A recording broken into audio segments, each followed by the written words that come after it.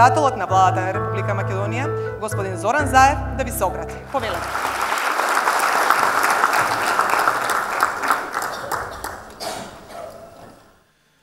Почитувани граѓани, почитувани представници од УНИЦЕФ, господин Бенџамин Перкс, меѓународни и домашни експерти денеска овде присутни, представници од невладиниот сектор, од медиумите, почитувани присутни. Владата на Република Македонија се определи бариерите во општеството да ги претвори во одскочни даски кон шанси и можности за сите. Владата на Република Македонија развива инклузивно општество на граѓани со еднакви услови за живот. Правото на еднаквост почнува од раѓањето. Секое дете ни е важно, затоа што фиданките се иднината на дрвото, наречено живот. И да, почитувани присутни, оваа влада е одлучна. Ние ќе го гледаме детето, а не попреченоста. Дали е лесно да се справиме со овој предизвик? И развиениот цивилизиран свет ги отвара овие прашања затоа што знае дека не е лесно. Една мајка на 4-годишно девојче со Даунов синдром пред известно време ме праша, бидејќи често другарувам со родителите и децата со попреченост, дали некогаш мојата ќерка нема да може да работи. Ова прашање на загрижената мајка е нашата обврска да одговориме потврдно на ова прашање, дали е достижно да се справиме со ваквите предизвици. Јас тврдам дека да, достижно е. Достижно е ако ги пренасочиме нашиот поглед од пречката кон целта. Целта за која што денес говориме е да овозможиме општество без пречки за децата со попреченост. Тоа е фер. Но тоа, почитувани, е пред се наша должност како луѓе. Затоа што ова е наш заеднички свет, што успешно функционира, кога ќе прифатиме дека ние не сме повикани да ослободуваме некому место, бидејќи секој своето место и си го има. Ние треба само да го почитуваме правото на секого на свое место во нашето заедничко општество. Затоа, овде сум, како премиер, да потврдам дека владата на Република Македонија го поддржува меѓународниот документ на УНИЦЕФ, меѓународната класификација на функционирање, базирана на пристапот што децата можат, наместо што не можат. И веќе влеговме во подготовките за примена на овој документ на УНИЦЕФ. Како влада, преку Министерството за труд и социјална политика почнавме да работиме на формирање 2 пилот комисии за функционална проценка на способностите на децата со попреченост, што од следната година ќе работат во 2 региони во Македонија. Тие ќе ги следат децата со пречки во развојот. Што тие можат? Дали можеби им е развиена рачната моторика и можат да удираат печати, например? Дали моториката на нозете? Дали се брзи во одредени физички активности или брзо мислат? Секое дете носи во себе огромен потенцијал. Пристапот да ги утврдиме нивните способности, наместо да се фокусираме на нивните слабости, ќе овозможи да им обезбедиме соодветно образование.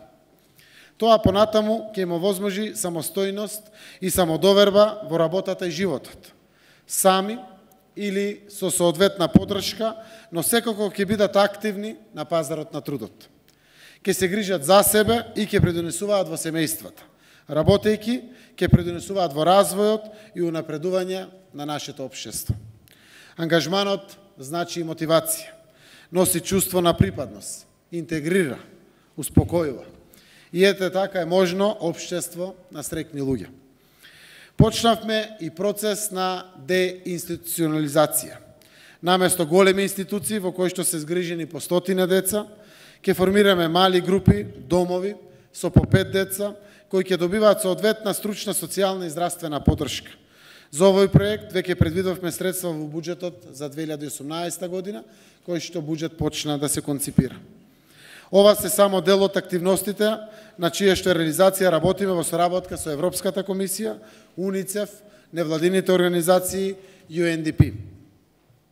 Благодарам искрено на УНИЦЕФ за поддршката и помошта што имаме во делот на формирањето на пилот комисии за функционална проценка и на обуките на стручните луѓе, кои ќе работат со децата и остануваме отворени понатаму за искуствата преку кои што ќе можеме да го имплементираме документот на УНИЦЕФ за меѓународна класификација на функционирањето.